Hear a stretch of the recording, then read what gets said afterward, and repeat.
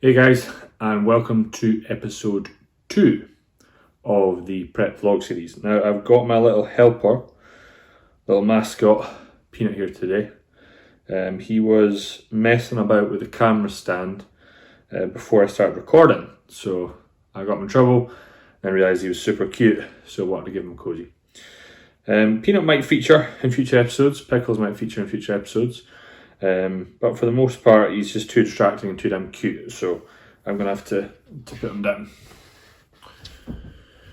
So, week 2 officially started today, week 1 done.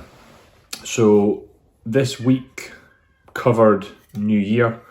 So, we started prep effectively on the 27th, and this is now the 3rd. So, in that week, me and Rona went away and had a night in South Queensferry, and then also we had 2 nights where we were staying at her parents. So on the first night we obviously had a meal out, which you just have to factor in. So for me it was steak and veg, and then when we were at Rona's mum and dad's, it was pretty accommodating. I was able to take my food. We also went out for a meal, but again I just had sort of chicken and veg when we were out. So I'd hope that that's a good example for anyone out there, that, you know, you don't necessarily need to spend all day, you know, eating out of Tupperware and not really being present within a meal, because it was not about what I was eating, it was just about me being there. And as you already heard from episode 1, the old me a few years ago would have ate before I went, but we got to learn from that.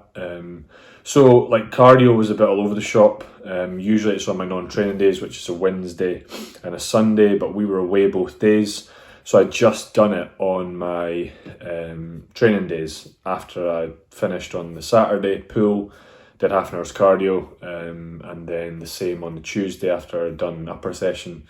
I'll never tend to do cardio on lower days. Energy demands are too high, but you know, my calories are high enough that I can fit in these meals right now without too much hassle. For example, like lower day calories are still at like 3,800, upper days 3,400, and then non-train days 3. And that's going to seem like a heck of a lot, especially if you're a female watching this. But if you consider my photo shoot I'd done earlier on this year,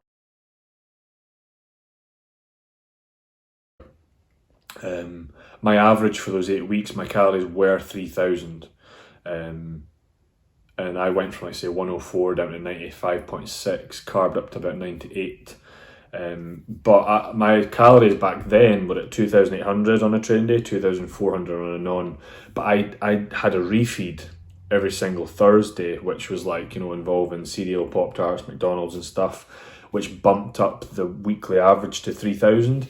Whereas all that'll happen this prep locale is that instead of having refeeds, we'll just keep my average calories higher, which, to be fair, I've never done before. I could see it being advantageous from just like a training perspective, energy and recovery, and ultimately like holding on to tissue as we prep.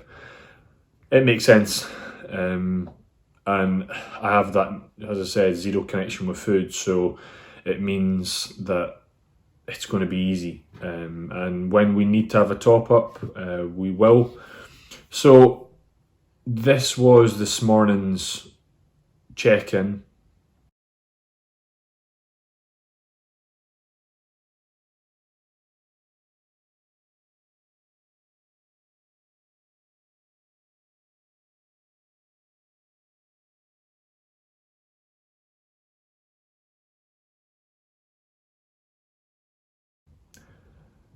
As you can see, the lighting really poor, but I am about a kilo down since last Friday, which is pretty perfect progress, really.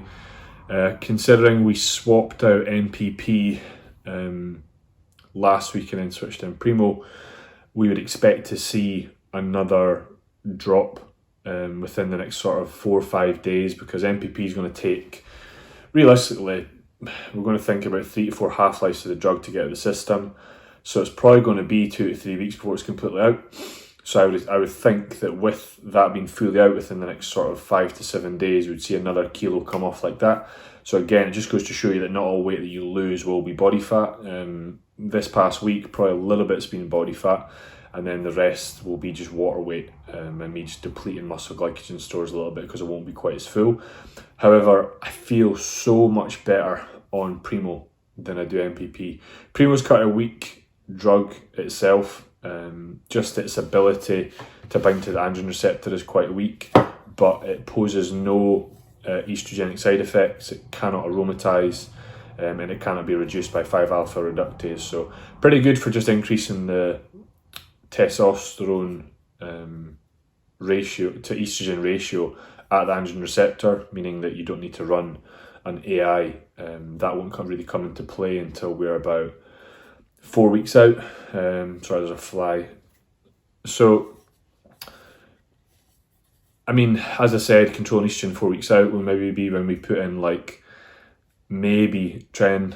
I don't really want to do it if I'm honest, but if condition needs be, if things need to happen quicker, then we'll put them for 4 weeks out. I just see absolutely no reason to be putting in tren at any point sooner than like 6 weeks out.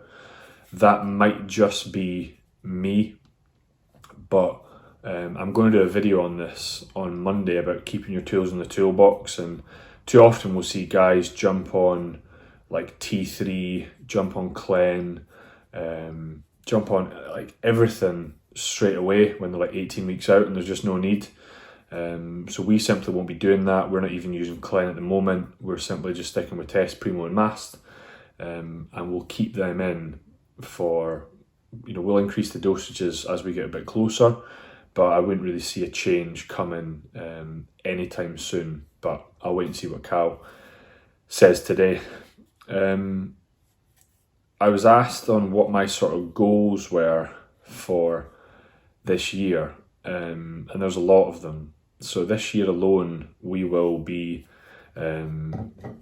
moving house, going on holiday when I'll be 2 weeks out. I'll turn 30, I'll do 4 shows, we'll get married, then go on our honeymoon, along with going to loads of other people's weddings. So it's a busy year, but on top of that, I have other sort of personal and business goals. So business goals, there's like personal ones for me, but then also ones where I want to take the brand. So I have like targets of how many clients I want to hit, and the target was to hit sort of 50 silver clients by the time January is over. Currently sitting at 54, with 3 waiting to start next week, and then another sort of 4 calls scheduled between now and then next week. So the sort of most I could handle, I think, would be about 70 to 80, and I'll be there by the time it gets to about mid-February, start of March. And then at the start of March, that's when I have like a salary target I want to be hitting, but also that's when I want the 2 coaches I've selected to come under the brand. One of them you'll know already, Clara. She's the bikini posing coach. She came through for a session to train with me in Fitch on yesterday, effectively Thursday, and she kicked her ass as usual. But then I met her parents thereafter, and it was a great opportunity to meet them and just see how much they have instilled in her, and the values she has that her parents have got are so in alignment with mine that it was a no-brainer that when I was taking on a coach, specifically a posing coach in this instance, that it was going to be her. And you've got to look at what she's done with her physique the past 2 years, but then also just the status as well. Like, she's now a pro, and I know that come 2021 she'll be British champ across multiple feds, and I look forward to seeing that, watching her grow underneath the brand. And then you probably won't mind me saying the other coach will be Ali. He'll come on board in March. We've been this has been a few months in the making at the current moment. Like, the website's getting redeveloped, but be officially launching them in March. We've got 2 video shoots this month to help us with content for that, to be putting on the website as well. But thereafter, we'll get like a monthly email sort of be running, and blogs, weekly blogs or articles on the website as of sort of April. And then I have sort of like just other sort of goals in regards to like the following I want on Instagram by like say May to be 5,000, September 7,500, and then by the end of the year be at 10. But again, that's purely from like a marketing perspective. I want a clothing part on the website by the end of June. I want Clara and Ali fully booked by August. By October time, I want the brand to have had at least 10 clients win shows, not including sort of other placings, and then another pro card, whatever fed that may be. By October, have a 3rd coach under the brand. It'll be another female coach. In November, we're going to run a 2-day workshop for how to coach and prep people. And then by December, have 150 exercise tutorials on the on YouTube channel. Have 90 episodes of the podcast published, and for the brand to produce 75 transformations. So that's business. Like personal goals for me will be just to remind my fiance every day how much I love her, and just what she does for me and how grateful I am for everything that she does or has done over the years and continues to do every day, and just give her a big hug and a kiss. So that's like number 1 on my personal goals. Number 2 is for my family once a week. It's something I did last year, and I want to continue to do that, but also I want to be a little bit of a better uncle and just be there more. We are now going to be guide parents of my little niece, so really excited for that, but just to see them a bit more because they stay in Glasgow.